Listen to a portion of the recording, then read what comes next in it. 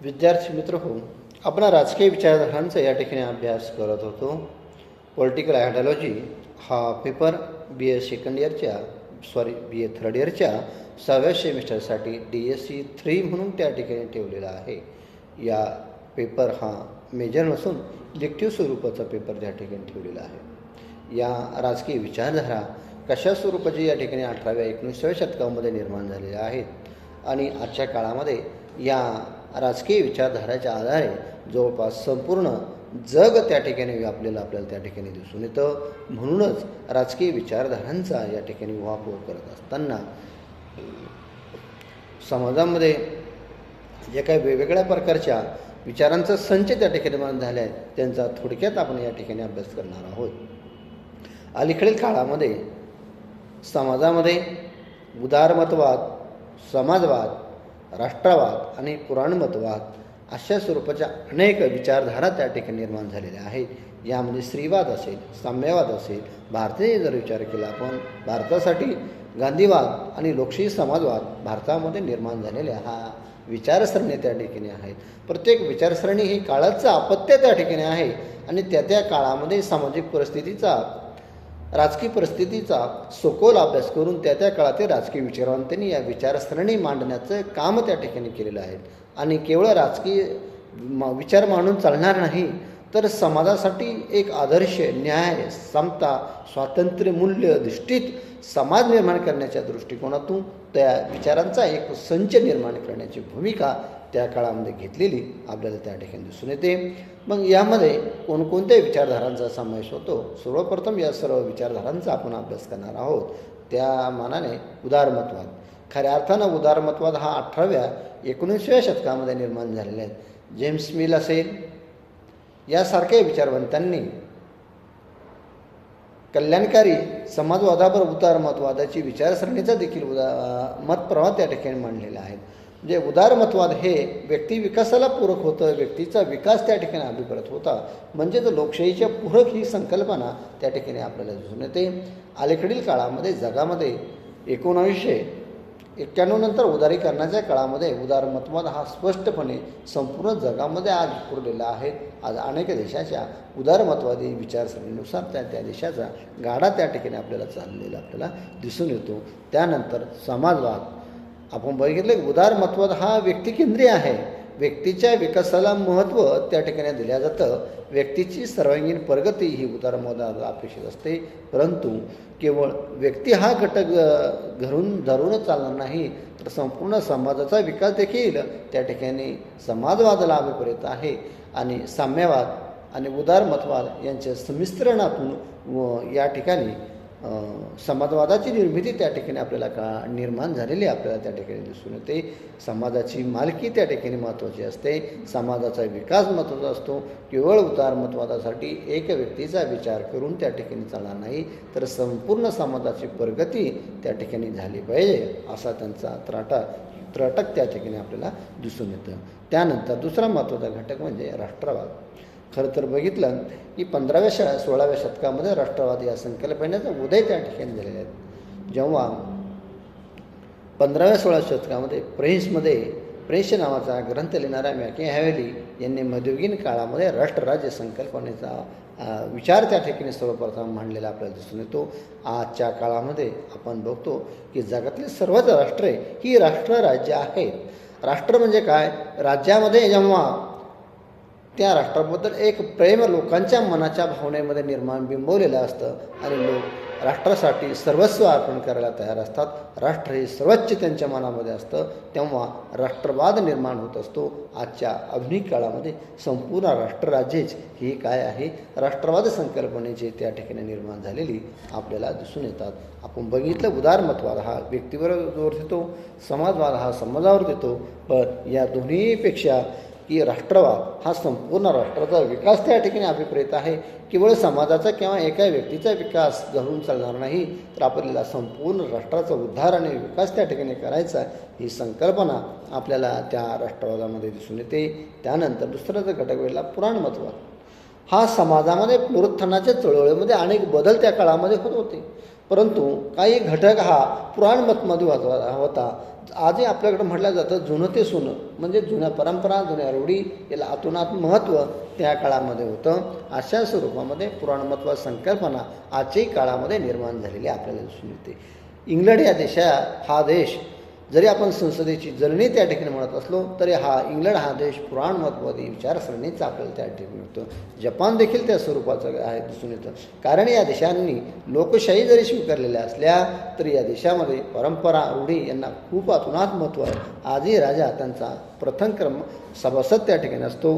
राजाच्या अधिकारानंच संपूर्ण संसदेचा त्या ठिकाणी कारभार चालू असलेला आपल्याला त्या ठिकाणी दिसून येतो. म्हणजेच काय, राजा त्या ठिकाणी जिवंत राहायला पाहिजे. राजा हे पद त्या काळामध्ये बरखास्त केलेलं आपल्याला दिसून येत नाही. हा पुराणमतवाद असा विचारसरणी त्या ठिकाणी आपल्याला दिसून येते. त्यानंतर स्त्रीवाद हा 19व्या शतकामध्ये निर्माण झालेला एक अत्यंत महत्त्वाचा एक पुनरुत्तवादी लोकशाही जीवनाचा एक मार्ग त्या ठिकाणी निर्माण झाला आहे. आपण स्त्री आणि पुरुष हे दोन रथाचे चाक जर गृहीत धरले तर एक चाकाचा विकास, एक चाक विकास म्हणजे छोटं असं त्या ठिकाणी होत नाही. संसार जर व्यवस्थित चाललाचा असेल तर स्त्री पुरुष आणि दोघांची देखील त्या ठिकाणी विकास होणं गरजेचं आहे. केवळ एका घटकाचा विकास होऊन चालणार नाही. समाजाच्या निकोप वाढीसाठी, लोकशाही मूल्यांसाठी दोन्ही घटकाचा म्हणजे स्त्री आणि पुरुष या दोन्ही घटकांचा समान विकास त्या ठिकाणी झाला पाहिजे. मग या स्त्रीवादाने काय केलं की पारंपरिक काळापासून चालत आलेली जी पितृसत्ताक पद्धती होती ती झुगारून देण्याचं काम त्या ठिकाणी केलं आहे. आणि स्त्रियांना आर्थिक स्वातंत्र्य मिळालं पाहिजे, निर्णय प्रक्रियेमध्ये त्यांचा सहभाग वाढवला पाहिजे या दृष्टिकोनातून स्त्रीवादांना पावले त्या ठिकाणी चाललेली आपल्याला दिसून येतात. मग केवळ राजकीय जागृती नाही तर सामाजिक स्वतःच्या शरीरापुरती देखील जागृती निर्माण करण्याचं काम या स्त्रीवादाने त्या ठिकाणी केलेलं आहे. आजच्या काळामध्ये स्त्रीवादी संकल्पना आज जवळपास सर्व देशामध्ये मान्यता पावलेली आहे आणि स्त्रीवादाचे पाळेमुळे आज स्त्रियांना अनेक कायदे कानून त्यांच्या बाजूने निर्माण झालेली आपल्याला दिसून येतात. या पाठीमागचं स्त्रीवादी आंदोलनकर्त्यांनाच त्या ठिकाणी आपल्याला दिसून येतं.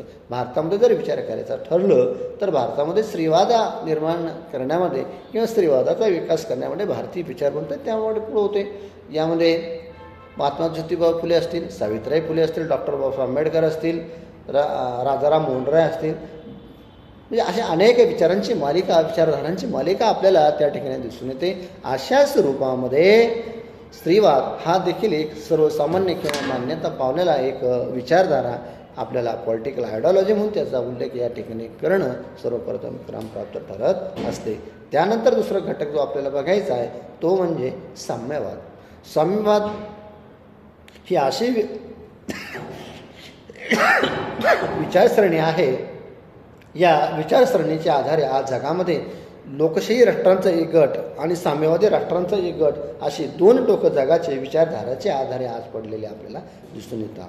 मग साम्यवादाची जी विचारसरणी आहे ती कार्ल मार्क्स आणि फ्रेडरिक एंगल्स यांचा पाया यांनी घातलेला आपल्याला दिसून येतो. त्यानंतर लेनिन असेल, स्टॅलिन असेल यासारख्या अनेक राजकीय धुरीणांनी या साम्यवादाला एक महत्त्वाचं स्थान मिळवून देण्याचं काम त्या ठिकाणी केलं आहे. या दोन्ही राष्ट्रांनी जे काही मोठाले राष्ट्र आहे रशिया आणि चीन या दोन्ही राष्ट्रांनी आपापला साम्यवाद आपल्या भूमीशी, आपल्या माणसाशी कसा त्याला जवळचा करता येईल त्यानुसार मोड आलेला आपल्याला त्या ठिकाणी दिसून येतो.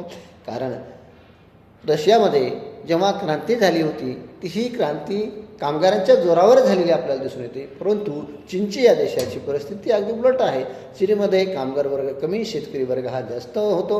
म्हणून त्या ठिकाणी क्रांतीची मशाल ही त्या लहान छोट्या शेतकऱ्यांच्या खाद्यावर देण्याची भूमिका चीन या देशाने घेतलेली आपल्याला दिसून येते. त्या देशाची आज समाजव्यवस्था, राष्ट्रव्यवस्था, एक प्रकारची जीवन पद्धती ही साम्यवादाच्या विचारसरणीनं बांधलेली आपल्याला त्या ठिकाणी दिसून येते. साम्यवाद हा व्यक्तीच्या हिताला महत्त्व देत नाही.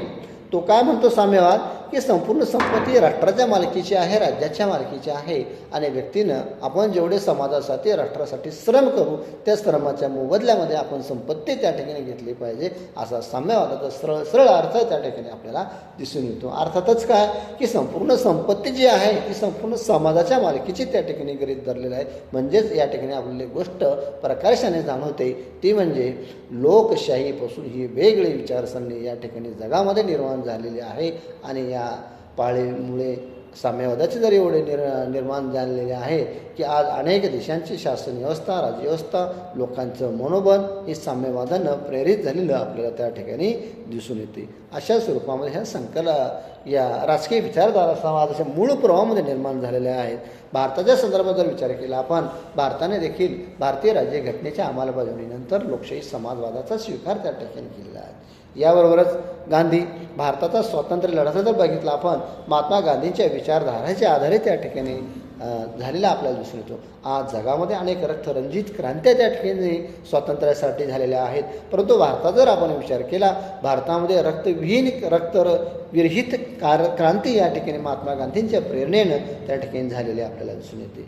महात्मा गांधींची मुळात जी साधने होती स्वातंत्र्य मिळवून देण्याची, ती अत्यंत पवित्र अशी साधने होती. यामध्ये सत्य, अहिंसा, अपरिग्रह, कोणत्याही संपत्तीचा रोभ धरता कामा नये, सत्याची कास सोडता नाही आणि सर्व गोष्टी या माणसाच्या अहिंसेने प्रेरित असल्या पाहिजे अशी महात्मा गांधी यांचं धोरण होतं. म्हणून आज गांधीवाद केवळ हा एक लोकशाही शासन प्रकार नाही राहिला, तर एक माणसाचं जीवन जगण्याची ती एक पद्धती निर्माण झाली. म्हणून 19व्या शतकामध्ये गांधीवादाला देखील तितकंच महत्त्व आहे जितकी त्या बाकीच्या विचारसरणी निर्माण झालेल्या आपल्याला दिसून येतात. तर मला वाटतं विद्यार्थी मित्र हो, आजचे या तासिकेमध्ये आपण या ठिकाणी थांबूया. राहिलेला जो उर्वरित घटक आहे त्याची उद्या आपण खोलात जाऊन चर्चा करू. तत्पूर्वी सर्वांचे या ठिकाणी मी आभार व्यक्त करतो. सर्वांचे मनपूर्वक आभार व धन्यवाद.